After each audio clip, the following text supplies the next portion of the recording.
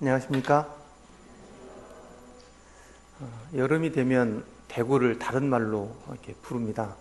데프리카라고 그러는데 그 말이 무색하지 않게 따뜻하다라는 말이 안 맞고 참 덥다, 그것도 심하게 덥다, 매우 덥다, 이런 말이 적절한 것 같습니다. 그 기상관측 이래 최고 온도를 경산이 경신을 했죠. 40.3도라고 그러던데 40도라는 온도가 우리나라에 있을까 하는 생각을 했는데 아마 내년에는 41도쯤 올라가지 않겠습니까? 생각만 해도 덥죠. 이제 이 대구 날씨가 굉장히 더운데 오후 한 3시나 4시 되면 그 지열도 올라오고 햇볕도 있어도 굉장히 덥습니다. 그런데 그 시간에 부대에서 보면 그 풋살을 하는 인원들이 있습니다. 그때 축구를 하는 사람들도 있습니다. 그때 달리기를 하는 사람들도 있습니다. 제가 물어봤습니다. 덥지 않냐? 늘 재밌게 하던 거라 괜찮다, 이렇게 얘기를 합니다. 그 얘기를 듣고 무엇인가를 좋아하면 저렇게 되는구나. 사람들이 날씨가 더워서 정말 꼼짝하기 싫은 그 날씨에도 자기가 좋아하는 것이 있으면 그거에는 전혀 관계없이 그 일을 하면서 즐거움을 느끼고 또 유쾌하고, 우리가 좋아하는 것들, 특별히 그리스도인이 좋아하는 것들이 무엇일까 하는 생각을 해봤습니다. 형제 자매님들은 어떤 것을 좋아하십니까? 성경을 읽는 것, 복음을 전하는 것, 또 어려움이 있는, 또 누군가를 돌봐야 되는 어떤 성도들을 찾아가는 것, 이런 것들이 형제 자매님들에게 가치 있는 일이고, 또 그것이 좋은 일이라고 하면 사실은 환경하고는 관계없이 그 일들을 할 거라고 생각이 듭니다. 형제 자매님들이 친한 그 분에게 전화를 해서 오늘 저녁에 시간 있냐? 라고 했을 때 적절한 대답은 이겁니다. 오늘 선약이 있다. 이게 적합한 대답입니다. 그런데 나 오늘 바쁘다 라고 하면 어떤 말이냐면, 내가 당신을 만나는 것보다 더 가치 있는 일을 나는 한다라는 의미를 포함하고 있는 겁니다. 사실은 물론 그런 의미로 얘기하는 건 아니지만, 우리가 바빠서 하나님의 말씀을 읽지 못한다, 이 말은 내가 하나님의 말씀을 읽는 것보다 다른 것이 더 가치가 있다라는 말입니다. 내가 바빠서 어떤 이유 때문에 하나님의 이 복음을 전하지 못한다, 이 말은 그것보다, 하나님의 복음을 전하는 것보다 더 가치 있는 일이, 나에게 가치 있는 일이 그것이다 라고 말하는 것과 동일한 의미라고 생각이 듭니다. 오늘 이 자리에 계신 형제 자매님들, 그리고 아직 하나님을 알지 못하는 그런 분들이 계시다면, 하나님께서 우리를 어떻게 사랑하셨는지 그 사랑을 아시고, 그래서 그 사랑으로 우리의 힘든 것들, 어려운 것들, 참 우리를 지치게 하는 것들에서 벗어나서 새로운 힘을 얻게 되시기를 바라고, 오늘 드려지는 말씀과는 주제가 다르지만 하나님을 알지 못하는 분들이 있다고 하면 예수님을 믿는 사람들 속에 있는 그 기쁨과 그 소망을 한번 보시고, 그들이 믿는 하나님을 나도 믿고 싶다고 하는 그런 마음들이 생기기를 참 간절히 소원을 합니다. 저는 이제 형제자매들 잘 아시겠지만 군인입니다. 그래서 형제자매들께서 저에게 형제는 참 군인답다 라고 말을 하면 저의 어떤 행동이나 말하는 것들이 군인의 특성과 잘 맞는다, 이런 의미입니다. 어떤 형제님이 경찰이다, 형제님은 참 경찰답습니다 하면 경찰이 가지고 있는 그 특성이 그 형제님에게 잘 나타나는 거죠. 자매님은 참 선생님답습니다 하면 그분의 삶 속에서 선생님의 좋은 특성들이 나타나는 것을 뜻합니다. 자매님들이 집에서 형제님에게, 남편에게 당신은 정말 남자다워 이렇게 말씀해 주시면 오늘 갑자기 무거운 것을 막 들어서 이쪽으로 옮기고 오늘 못 박을 거 없냐 그러고 막 그렇게 됩니다. 그런데 정작 더 가치 있는 말은 제가 생각할 때 이런 말입니다. 가장 가까이 있는 가족이 자기 남편을 향해서 여보, 내가 당신을 보면 정말 당신은 예수님을 닮은 그리스도인다워. 당신은 내 삶을 이렇게 보면 당신이 이렇게 하는 모습들을 보면 정말 그리스도인다워. 이 말만큼 가치 있는 말이 있을까 하는 생각을 해봅니다. 누군가가 우리 팔공로 교회를 잘 모르는데 팔공로 교회를 향해서 야, 저기 교회는 거기 있는 성도들과 또 교회가 하는 것들을 보면 정말 하나님께서 피로 사신 교회답다. 팔공로 교회는 정말 그리스도인들이 모여있는 교회답다 라는 말을 듣는다고 하면 이것보다 더 좋은, 이 땅에서 더 좋은 칭찬이 없을 거라는 생각이 이렇게 듭니다. 사도행전 4장 32절, 33절을 한번 보시겠습니다.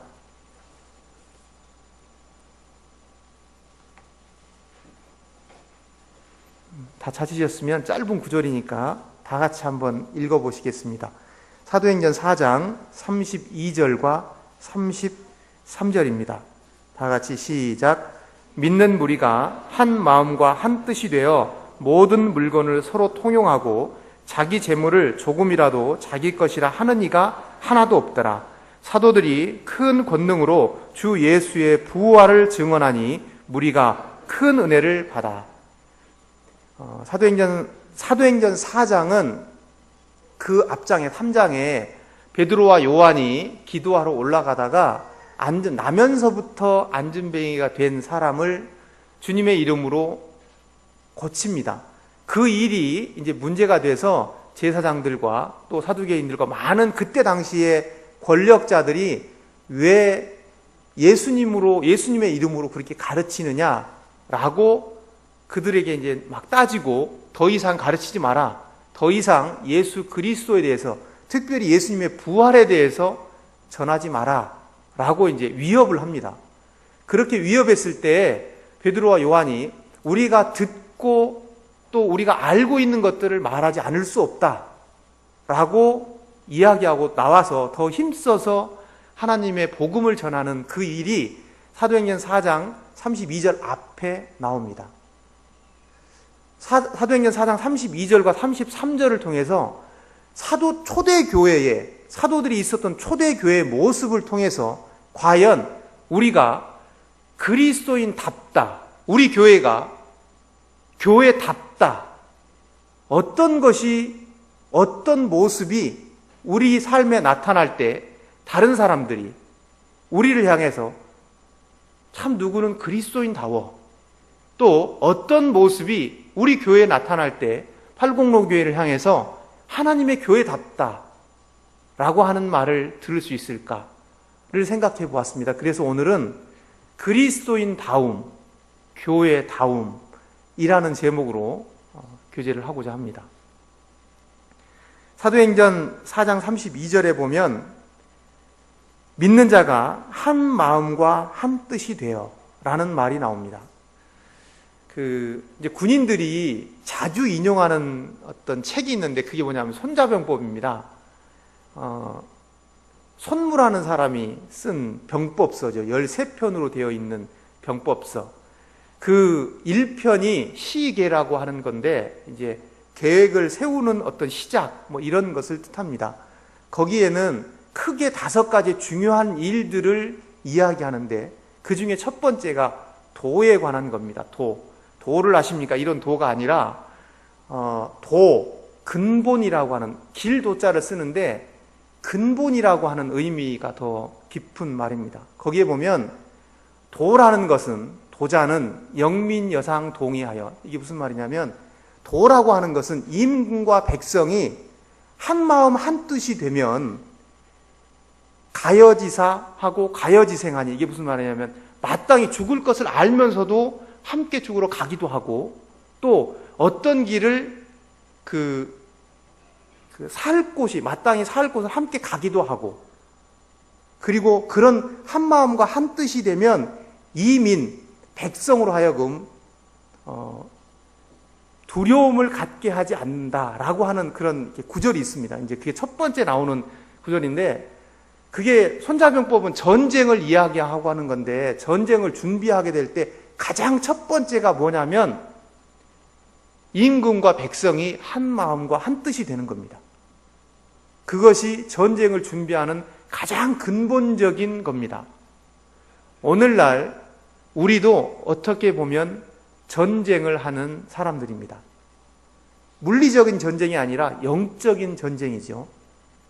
사실은 더 중요한 전쟁들을 하는데, 초대교회에서 첫 번째 우리가 그리스도인답다, 우리 교회가 참 하나님의 교회답다라고 하는 그 특징 중에 하나는 4장 32절에 나오는 것처럼 한 마음과 한 뜻이 되는 거라고 생각을 합니다. 고린도 교회는 고린도전서 1장 7절에 보면 굉장히 은사가 많았던 교회입니다. 모든 언변에 능통했던 교회입니다. 은사가 부족함이 없었던 그런 교회였습니다. 그런데 그 교회는 나는 바울파야, 나는 사도 바울을 쫓는 사람이야, 나는 아니야, 아볼로파야, 나는 베드로파야. 그러니까 어떤 사람들은 난 다 싫다, 나는 이도저도 아니니 예수님 팔란다, 이렇게 파가 이렇게 나눠져 있었어요. 교회 가운데 많은 성도들이 있으면 자기 성향에 잘 맞는 성도들이 있습니다. 그것이 나쁜 것은 아닙니다. 어떤 성도들은 굉장히 활발한 성도들이 있습니다. 그래서 운동을 좋아하고 적극적인 것을 좋아하는 성도님들이 있습니다. 그런 성도님들은 그런 성도님들끼리 이렇게 잘 어울립니다. 또 어떤 성도님들은 다른 성향을 가진 성도님들이 계시죠. 그런 성도님들은 그런 성도님들끼리 잘 어울립니다. 이것은 나쁜 것이 아닙니다. 하지만 그것이 교회 가운데 파벌로 형성이 되면 그것은 안 좋은 겁니다. 사도 바울이 말한 것처럼 어떻게 예수님이 나뉘었느냐, 몸이 나뉘었느냐, 나는 어떻게 바울에게, 나는 아볼로에게 이렇게 나뉘었느냐, 이렇게 말을 하면서 한 마음과 한 뜻이 되기를 강력하게 말씀하고 있습니다. 고린도서 12장은 은사에 대해서 말씀하고 있습니다. 각양각색의 은사들, 교회 가운데 은사를 주신 것은 고린도서 12장에 나오는 것도 또 에베소서에서 말씀하시는 것도 동일하게 교회를 온전케 하고 성도들에게 유익을 끼치고 거룩하게 하고 하나님의 복음을 나타내고 이런 것들을 하기 위해서 교회 가운데 많은 은사를 주셨습니다. 그 은사는 동일한 은사가 아니고 다른 모습의 은사들을 주셨습니다. 14장에도 은사에 관한 말씀들이 나옵니다. 우리가 은사를 주신 목적을 잘 생각해 볼 필요가 있습니다. 은사를 주신 목적은 교회를 온전케 하기 위해서 은사를 주셨습니다. 그런데 특별히 형제님들 가운데 저도 어쩌면 그런 마음이 있을지 모르겠는데 드러나는 은사들을 사모할 수 있습니다. 잘 나타나는 은사들을 사모할 수 있습니다. 그것이 더 귀하고 더 큰 은사처럼 보일 수 있습니다. 사도 바울이 고린도서 12장의 은사를 이야기하고 14장의 은사를 얘기하면서 13장의 사랑에 대해서 얘기합니다. 사랑은 첫 번째 뭐가 나오죠? 사랑은 첫 번째 뭡니까? 오래 참고. 왜 사랑에 대해서 얘기하면서 왜 첫 번째 오래 참음을 얘기했을까? 한번 생각해 볼 필요가 있습니다. 은사는 서로 다른 겁니다. 서로 다름을 인정할 때에 교회가 한 마음과 한 뜻이 될 수 있습니다. 하나님께서 모든 분들에게 같은 은사를 주시지 않았습니다. 왜? 교회 가운데 다양한 은사가 필요하기 때문에, 그래야 교회가 온전케 되기 때문에, 그래야 성도님들이 더 건강하게 될 수 있기 때문에 다양한 은사를 주셨습니다. 하나님께서 나에게 주신 은사가 무엇인지 분명히 알아야 됩니다. 그 은사는 드러나는 것이든 드러나지 않는 것이든 하나님 앞에 동일하게 귀한 겁니다. 고린도전서 12장 마지막 절 한번 보시겠습니다.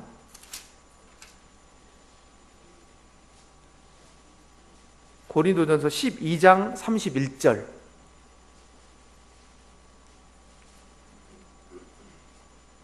찾으셨으면 다 같이 읽어보겠습니다. 시작.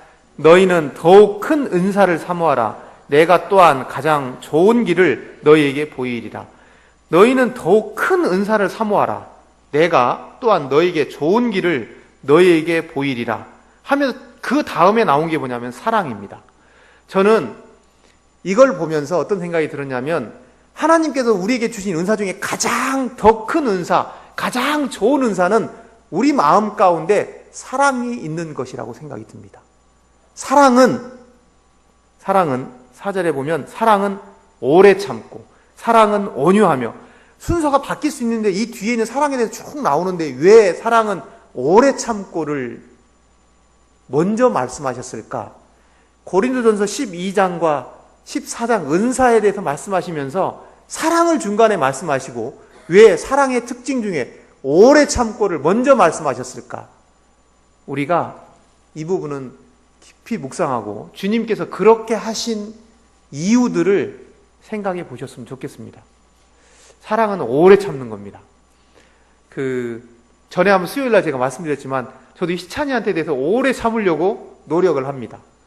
막 속에서 이렇게 막 확 올라오는 게 있는데 마음속으로 사랑은 오래 참고, 저 모습까지도 참아줘야 되는 건가 하는 생각이 들지만 주님은 아무런 조건 없이 사랑은 오래 참고 온유하고, 우리 성도들 이렇게 지내다 보면 생각과 맞지 않는 것들이 나옵니다. 그럴 때 우리 마음 가운데 사랑은 오래 참는 거라는 것을 생각해 보셨으면 좋겠습니다. 사랑은 그런 성도에 대해서도 온유한 겁니다. 사도행전에 보면 대표적인 사도들이 나오죠. 누구냐면 베드로와 요한입니다. 베드로와 요한은 함께 기도하러 올라갔습니다. 베드로와 요한이 함께 그 대제사장들과 그들에게 이렇게 앞에 갔습니다. 꼭 있는 이렇게 어떤 일들이 있으면 베드로와 요한이 함께 있습니다. 그런데 늘 얘기하는 게 누구죠? 베드로입니다. 늘 말은 베드로가 합니다. 베드로는 굉장히 열정적인 사람이죠. 주님이 이렇게 막 걸어오니까 주님이면 제가 무리를 좀 걷게 해주십시오. 푹 들어가가지고 펄떡펄떡 걷다가 바다 보고 그때 빠지겠구나 쑥 빠지고 막 이런 베드로. 그 열정을 하나님이 사용하셔서 그 초대교회 당시에 그 일을 해나가게 하십니다. 베드로는 모습을 보면 어부였으니까 막 생각할 때 이게 털도 좀 이렇게 있고 근육도 있고 막 구릿빛에 이런 남자였을 것 같습니다. 그리고 초대교회에서 대부분의 설교는 베드로가 합니다. 요한은 어떻습니까? 예수님 품에 안겨가지고 보면 약간 여성스럽고 좀 크기도 이렇게 몸도 작을 것 같고 그런 사람일 것 같습니다. 둘이 같이 다닙니다. 서로 안 맞을 것 같죠. 베드로 편에서는 야 요한 너도 좀 준비해서 네가 좀 얘기하고 맨날 나한테 얘기하라 그러냐? 요한은 맨날 형님이 나섭니까? 이렇게 할 수 있었다는 겁니다. 요한이 어땠습니까? 안 되니까 베드로만 맨날 앞에 있으니까 어머니를 통해서 한 명은 우의정시키고 한 명은 좌의정시켜 주십시오. 최초의 치맛바람입니다. 성경에 나온. 그렇게 다른 사람들인데 그 마음 가운데 성령님이 들어오셔서 그분들의 마음이 하나님 앞에서 한 마음과 한 뜻이 되었을 때 그들이 다른 기질, 다른 성향, 다른 은사가 있다 할지라도 그들이 정말 잘 연합해서 하나님이 주신 일들을 잘 해나가는 것들을 보게 됩니다. 그것이 초대교회의 아름다운 모습이고 그 모습들을 보면서 사람들이 그리스도인이야, 그들과 상종하지 않았지만 그들을 칭찬했던 그런 모습들을 보게 됩니다. 시편 133편 한번 보시겠습니다.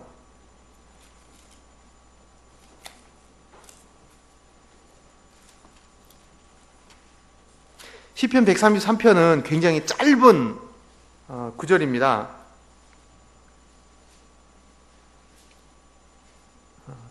이것 1절은 굉장히 많이 우리 인용하시는 말씀이죠. 다 같이 한번 읽어보겠습니다. 시작. 보라, 형제가 연합하여 동거함이 어찌 그리 선하고 아름다운고, 머리에 있는 보배로운 기름이 수염 곧 아론의 수염에 흘러서 그의 옷깃까지 내림 같고, 헐몬에 그의 옷 헐몬의 이슬이 시온의 산에서 내림 같도다. 거기서 여호와께서 복을 명령하셨나니 곧 영생이로다. 이 시편 133편을 조금 다르게 제가 읽어보겠습니다. 보라, 형제가 연합하여 동거하며 어찌 그리 선하고 아름다운 이 말을 순서를 바꾸면 어찌 그리 선하고 아름다운 것이 무엇이냐? 정말 선하고 아름다운 것이 무엇이냐? 그것은 형제가 연합하여 동거하는 것이다. 이 말입니다. 형제가 연합하여 동거하며 어찌 그리 선하고 아름다운 것, 이 말을 거꾸로 하면 정말 하나님이 보시기에 정말 아름다운 게 뭐냐? 선한 것이 무엇이냐? 형제가 연합해서 동거하는 겁니다. 기질이 다르고 은사가 다르지만 같이 연합하고 동거하는 모습이 하나님 보시기에 정말 선하고 아름다운 겁니다. 아버지가, 어머니가 자기 자녀들이 정말 똘똘 뭉쳐서 한 마음이 되고 한 뜻이 되는 그 모습을 보는 것보다 더 즐거운 마음이 없는 것처럼 하나님이 교회를 보실 때 가장 아름답고 선한 게 무엇이냐? 서로 연합해서 동거하는 겁니다. 이 모습을, 형제가 연합해서 동거하는 그 모습을 시각적으로 나타낸 게 2절입니다. 머리에 있는 보배로운 기름이 수염 곧 아론의 수염에 흘러서 그의 옷깃까지 내림 같고, 이게 뭐냐면 제사장 위임식, 레위기에 나오는 제사장 위임식 할 때 이제 관유를 붓죠, 머리에. 그럼 이렇게 흘러내리는 겁니다. 우리는 이 모습을 이게 아름다운 모습인가? 이제 그렇게 생각할지 모르지만 이스라엘 사람들이 생각할 때 정말 귀하고 아름다운 모습입니다. 관유를 쫙 보는데 그 모습이 이렇게 거룩한 모습이 이렇게 흘러내리는 그 모습을 형제가 연합해서 동거한다고 하는 그 모습으로 시각적으로 나타낸 겁니다. 우리 표현으로 하면 우리가 보면 어떨까요? 우리가 정말 아름답게 보이는 거. 아기가 엄마 품에 안겨서 포근하게 자고 있는 그런 모습일까요? 아니면 정말 가을에 빨갛게 익어 있는 과일들을 보는 모습 정말 아름답다. 보는 것만으로도 정말 좋다. 파란 가늘에 구름 한 점 없는 그곳에 그 들판에 탁 누워서 하늘을 바라보면 맑은 하늘, 그 모습을 보고 누워있을 때 그 마음, 이게 느낌이 없으시면 마음이 좀 메마르신 겁니다. 그러지 않습니까? 마음이 메마른 사람은 1년을 2가지로만 생각한답니다. 덥다, 춥다. 이렇게. 더 심하게 메마른 사람은 더워 죽겠다, 추워 죽겠다. 이렇게 한답니다. 한번 생각을 해보십시오. 우리가 정말 아름다운 것들이 있습니다. 가장 아름다운 건 사실은 하나님이 주신 자연입니다. 어떻게 표현할 수가 없죠. 그걸 보면 굉장히 마음이 푸근합니다. 그런 의미로 시각적으로 보인 겁니다. 3절에 보면, 3절에 헐몬의 이슬이 시온의 산들에 내린 같도다. 거기가 어딥니까? 형제가 연합하고 동거하는 거기서 여호와께서 복을 명령하셨나니, 교회 가운데 하나님의 복이 있으려면 교회 가운데 성도님들의 마음이 한 마음과 한 뜻이 되어야 됩니다. 그러면 하나님께서 팔공로 교회에 복을 쏟아 부으실 겁니다.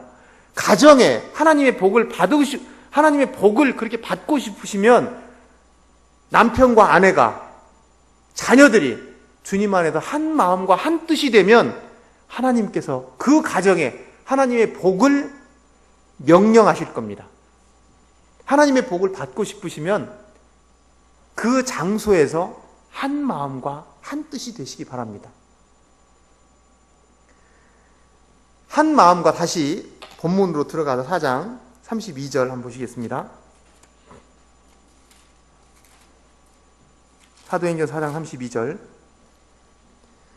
한 마음과 한 뜻이 되면 사람들이 정말 그리스도인답다, 정말 교회답다, 이렇게 이야기하고, 또 나도 저런 곳에 속하고 싶다, 나도 저런 사람들처럼 저 사람들처럼 되고 싶다, 나도 저기에 속한 일원이 되고 싶다 라는 생각이 들고, 또 하나는 한 마음과 한 뜻이 되면 32절 중간에 모든 물건을 서로 통용하고 자기 물건을 조금이라도 자기 것이라 하는 이가 하나도 없더라.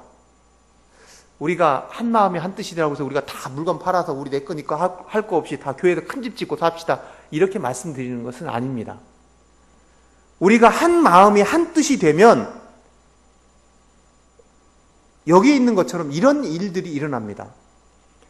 요한 1서에 보면 내 가난하고 못이 없는 사람들에게 내가 내 몸을 뜨뜻하게 하라, 배부르게 하라 이렇게 말만 하는 것에 대해서 책망하고 있지 않습니까? 그것은 사랑이 아니다. 한 마음과 한 뜻이 되면 실질적인 도움을 주게 됩니다. 여기 보면 바나바 36절에 구브로에서 난 레위족 사람이 있으니 이름은 요셉이라.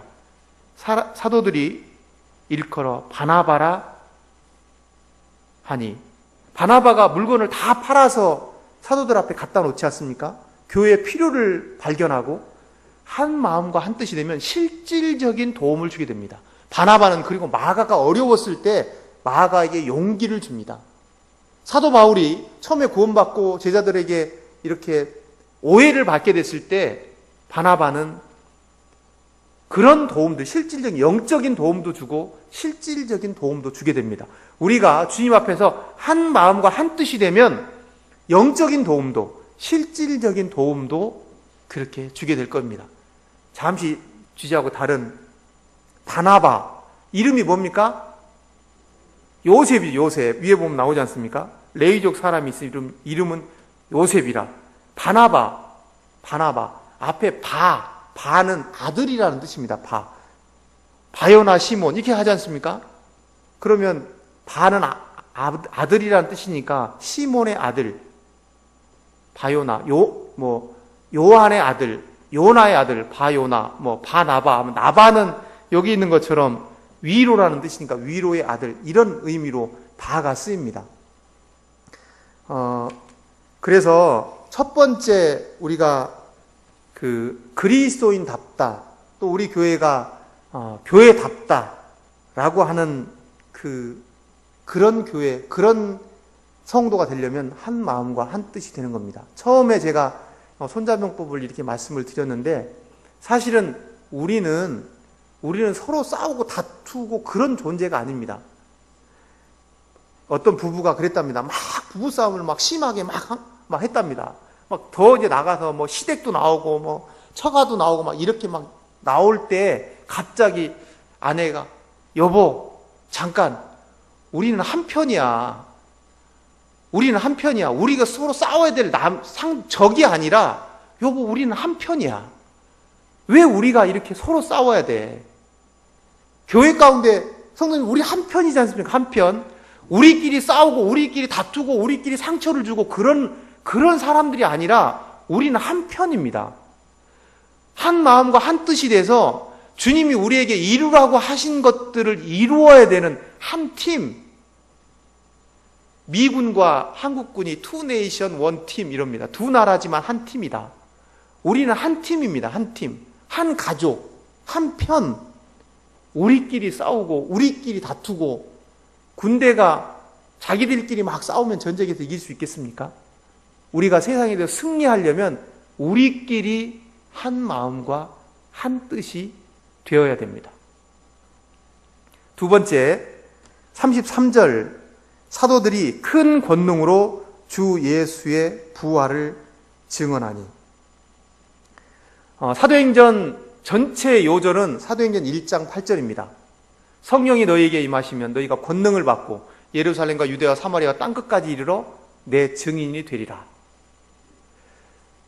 사도들이 예수님의 부활을 증언했습니다. 이것은 복음을 전하는 거죠.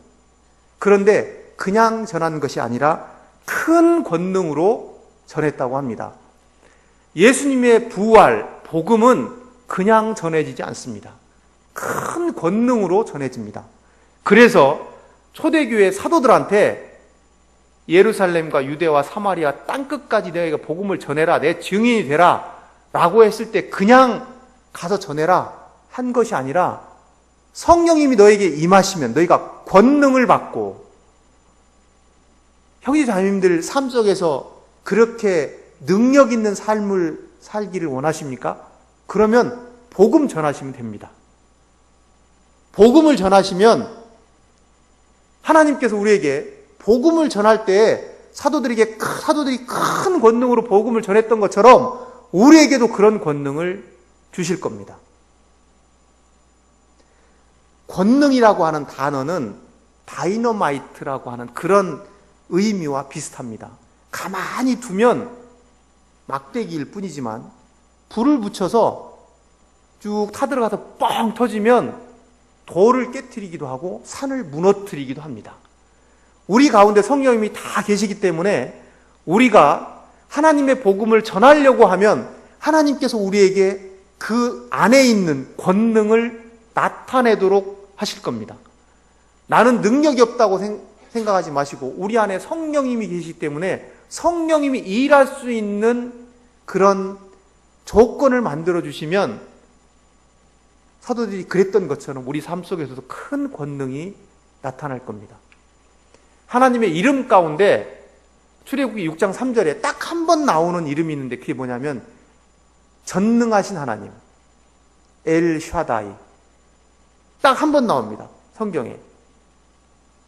엘 샤다이, 전능하신 하나님. 이 샤다이라고 하는 이 단어는 샤다드라고 하는 동사에서 명사화된 말인데 샤다드라고 하는 이 동사는 짓밟다, 억누르다, 압제하다 이런 의미를 가지고 있습니다. 깡패들이 힘을 가지면 그 힘으로 동기생, 친구들을 막 억제하고 압제하고 돈 뺏고 막 이러지 않습니까? 그런데 전능하신 하나님은 그 어마어마한 힘으로 우리들에게 힘이 되어주시고 우리와 함께 하시고 우리가 복음을 전할 때 우리에게 큰 권능을 주십니다. 여호수아서에 보면 여호수아 10장에 여부스 족속이 이스라엘 이야기를 듣고 몰래 이제 막 자기들 남루한 옷을 입고 멀리서 왔다고 해서 속여서 이제 이렇게 화친을 맺지 않습니까? 화친을 맺고 나니까 예루살렘 왕을 포함한 5개 나라가 야, 여부스 족속이 이스라엘하고 화친했다. 그냥 놔두면 안 된다. 왜 그냥 놔두면 안 되냐면 그냥 놔두면 다른 나라들도 이스라엘하고 화친할 수 있거든요. 가나안 땅을 뺏으러 왔는데 다른 나라들이 막 화친하면 안 되니까 화친하면 보복을 하려고 5개 나라가 연합해서 여부스 족속을 공격을 합니다. 공격을 하니까 여부스 족속이 여호수아한테 이제 도움을 청하죠. 쳐들어옵니다. 우리를 도와주십시오. 그러니까 여호수아가 이제 그 도와주러 가죠. 그래서 이제 막 전쟁을 합니다. 근데 성경에 보면 여호수아 10장 11절에 이렇게 나옵니다. 그들이 이스라엘 앞에서 도망하여, 그들이라고 하는 것은 5개 연합군입니다. 5개 나라 연합군. 예루살렘 왕부터 헤브론 왕, 라기스 왕, 에글론 왕, 이런 5개, 야르모드 왕, 이렇게 5개 나라 왕의 그들이 이스라엘 앞에 도망하여 벳호론의 비탈에서 내려갈 때에 여호와께서 하늘에서 큰 우박더기를 아세가에 이르기까지 내리심에 그들이 죽었으니 이스라엘 자손의 칼에 죽은 자보다 우박에 죽은 자가 더 많았더라. 여부스 족속을 공격하러 왔던 5개 연합군을 이스라엘 군이 도와주러 갑니다. 그런데 이스라엘 사람들의 칼에 죽은 것보다 하나님께서 내린 우박에 맞아 죽은 사람들이 더 많다라고 성경은 기록하고 있습니다. 무슨 우박에 맞고 사람이 죽냐? 요즘에도 우박에 내리는데 계시록 6장 21절에 보면 마지막 하나님이 심판하실 때 사용하는 우박의 크기가 나옵니다. 한 달란트, 요즘으로 말하면 60kg 정도 되는 우박. 60kg 우박 안 맞고 죽을 사람 있습니까? 안 죽을 사람? 하나님의 능력은 우리의 상상을 초월합니다. 왜 오늘날 우리 삶 가운데, 왜 오늘날 우리 교회 가운데 그런 정말 놀라운 역사들이 없느냐? 우리가 복음을 전하지 않기 때문입니다. 저부터. 우리가 하나님의 복음을 전하면, 우리가 하나님의 복음을 위해서 살아간다고 하면 하나님께서 우리 삶 가운데 함께 하시고 우리 삶 가운데 하나님의 그 큰 능력을 우리 가운데 주실 겁니다. 그러면 그런 삶을 통해 나타나는 하나님을 보면서 사람들이 저 사람은 정말 그리스도인답다. 저 교회는 하나님이 함께 하시는 교회답다. 라고 말씀할 겁니다. 복음은 사도행전 1장 8절에 있는 것처럼 예루살렘과 유대와 사마리아와 땅끝까지, 복음은 땅끝까지 전해지는 겁니다. 사도행전 요한복음 3장 16절, 하나님이 세상을 이처럼 사랑하다. 하나님이 사랑하신 것은 이 팔공로 지역이나 대구 지역만 사랑하신 것이 아니라 온 세상을 사랑하셨습니다. 온 세상이 들을 이 기쁜 소식, 온 세상, 우리가 전할 복음의 대상은 우리 주변 사람들도 있고, 물론 하나님을 믿음 너와 내 가족을 구원하시겠다고 하는 작게는 나와 가족이지만 더 넓게는 온 세상에. 그래서 복음을 깨닫고 성령님이 우리 안에 계신 그런 분들은 삶이 변합니다. 어떻게 변하냐? 시골에서 농사 짓던 매일 아들 걱정하고 딸 걱정하고 오늘 밭이 잘 되나, 비 오면 비가 많이 오나, 이런 걱정을 하시던 아무것도 배우지 않은, 배움이 없는 그런 분들도 복음을 깨닫고 성령님이 안에 계시면 그분들이 무엇을 위해서 기도하냐면 세계 복음을 위해서, 선교사를 위해서 그렇게 기도하게 됩니다. 우리가 하나님의 복음을 위해서 삶을 살 때 우리 삶이 변하고 우리에게 권능 있는 삶을 살게 되고, 사람들이 우리 삶을 통해서 우리가 그리스도인답다, 우리 교회가 정말 교회답다 라고 하는 그런 평가를 받게 될 것입니다. 세 번째, 우리가 그리스도인다움, 교회다움의 특징은 33절 후반절에 이제 복음을 전하고 나니까 무리가 큰 은혜를 받았다라고 기록하고 있습니다. 참 정말 저 개인도 그렇고 저 개인적으로도 교회 가운데도 또 가정에서도 우리 가정이 또 제가 여기 팔공로 교회가 은혜의 장소였으면 좋겠다라는 생각을 해봅니다. 정말 힘들고 위로받지 못하고 또 상처가 있는 분들이 이곳에 와서 하나님이 주신 큰 은혜를 맛볼 수 있는 그런 장소였으면 좋겠다. 에베소서 2장 7절에 보면 이는 그리스도 예수 안에서 우리에게 자비하심으로써 그 은혜의 지극히 풍성함을 오는 여러 세대에 나타내려 하심이라. 은혜의 지극히 풍성함. 은혜는 우리가 측량할 수 없는 큰 지극한 풍성한 이런 단어와 연관되어 있습니다.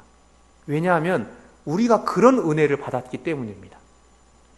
우리가 받은 은혜를 측량할 수 있습니까? 우리가 받은 은혜를 말로서 다 표현할 수 있습니까? 은혜를 아는 사람들의 특징, 은혜를 받은 사람들의 특징이 나옵니다. 어디 나오냐면 누가복음 18장에 보면 나옵니다. 바리새인이 올라가서 이야기하죠. 하나님, 저는 다른 사람들하고 다릅니다. 저는 불의하지도 않고요. 저는 하나님 앞에 11조를 꼬박꼬박 내고요. 저 세리처럼 저게 나쁜 짓도 안 했습니다.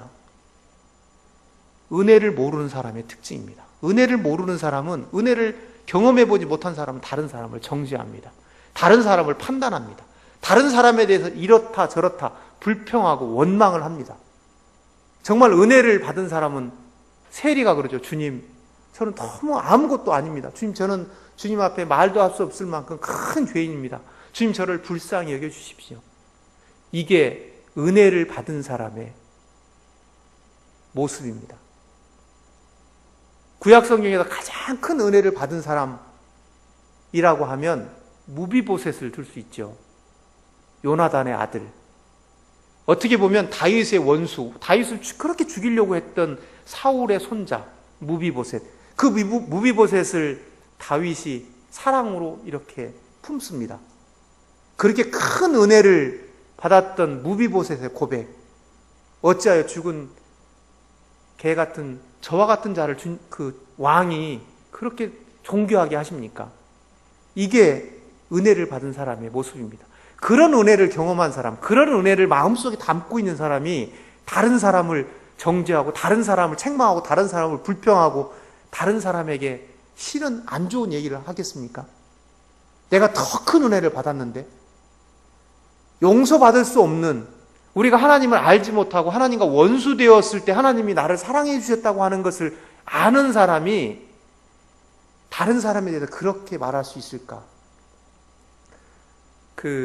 그런 마음을 가집니다. 참 그런 마음이 있었으면 좋겠다.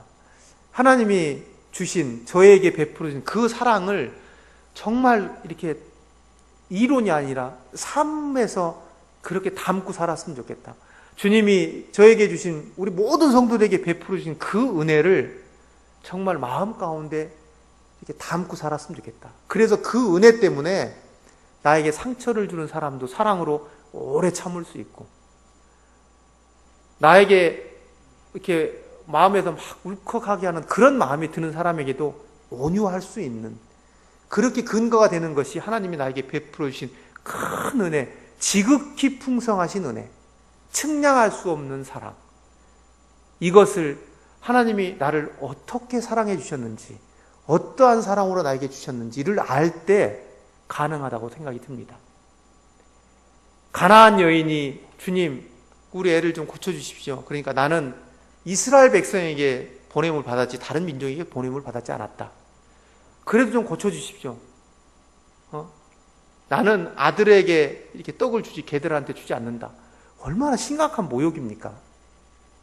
주님께서 그렇게 하신 것은 은혜가 무엇인지, 그 은혜에 대해서 알고 있는지를 그 여인 가운데, 그 여인의 마음 가운데 알고 싶으셨던 겁니다. 은혜에 대해서 그렇게 알았던 그 여인이 올소이다마는 개들도 주인의 상에서 떨어지는 그 부스러기를 먹습니다. 그 마음 가운데 그런 은혜를 알지 못했다면 그 여인이 그렇게 했겠습니까? 그렇게 말씀했던 주님을 비판하고 사랑이라고 사랑을 이야기하는 분이 어떻게 저렇게 얘기할 수 있나? 그럴 수 있었겠죠.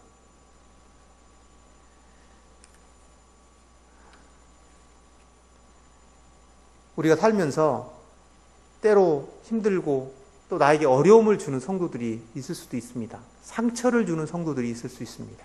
나의 생각과 다른 주장을 하는 성도들이 있을 수도 있습니다. 또 아내가 그럴 수도 있습니다.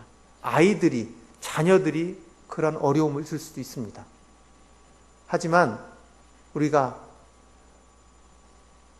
제 주변에 있는, 우리 주변에 있는 사람들이 저 때문에 은혜를 알고, 우리 가정을 통해서 사람들이 주님의 은혜를 발견하고, 우리 교회를 통해서 하나님의 지극히 풍성하신 그 은혜를 발견하는 은혜의 장소가 되었으면 좋겠습니다. 그게 하나님의 영광을 드러내는 거지 않습니까? 영광을 드러내는 것은 제가 거울의 역할을 하는 겁니다. 제 가운데 하나님의 영광이 있는 것이 아니라 제 삶을 통해서 제가 하나님의 영광을 반사하면 그것이 그분들에게 하나님의 영광을 경험할 수 있는 계기가 되니까. 말씀을 정리하겠습니다. 우리 개인이, 우리 가정이, 우리 교회가 그리스도인답다, 또 교회답다라고 하는 그러한 평가를 받기 위해서 첫 번째는 한 마음과 한 뜻이 되셨으면 좋겠습니다. 한 마음과 한 뜻이 되는 그런 언어를 사용하셨으면 좋겠습니다. 서로를 칭찬하고 격려하고 본질적인 것이 아닌 비본질적인 것 때문에 하나가 되는 하나됨을 깨지 않았으면 좋겠습니다. 성령이 하나 되게 하신 것을 힘써 지킬 수 있도록. 두 번째는 큰 권능으로 복음을 전했으면 좋겠습니다. 우리 주변에 있는 사람들에게. 지금 40도 되는 밖의 날씨에도 숨이 턱턱 막히는데 우리가 복음을 전하지 않으면 영원히 꺼지지 않는 그 불못에 우리의 사랑하는 가족들이, 우리가 알고 있는 사람들이 영원히 그곳에 함께 있어야 됩니다. 자비라고는 전혀 없는 그곳에서 영원을 지내게 됩니다. 그렇게 하지 않기 위해서 하나님께서 우리에게 복음을 전할 수 있도록 큰 권능을 주셨습니다. 우리가 복음을 전함으로 우리가 그리스도인답고 교회다운 그런 모습이 됐으면 좋겠습니다. 또 하나는 우리가 우리의 개인이, 가정이, 교회가 은혜의 장소가 되었으면 좋겠습니다. 그렇게 되려면 하나님께서 우리에게 베풀어 주신 큰 은혜를 우리가 생각하고 우리가 받은 그 은혜를 깨닫고 그 은혜를 기억하고, 그래서 우리가 매주일 첫날 우리 주님을 기념하기 위해서 떡과 잔을 가지고 주님 앞에 이렇게 예배를 드리지 않습니까? 주님께서 우리에게 베풀어 주신 그 은혜를 생각해 보셨으면 좋겠습니다. 다 같이 찬송가 304장을 함께 찬송을 했으면 좋겠습니다.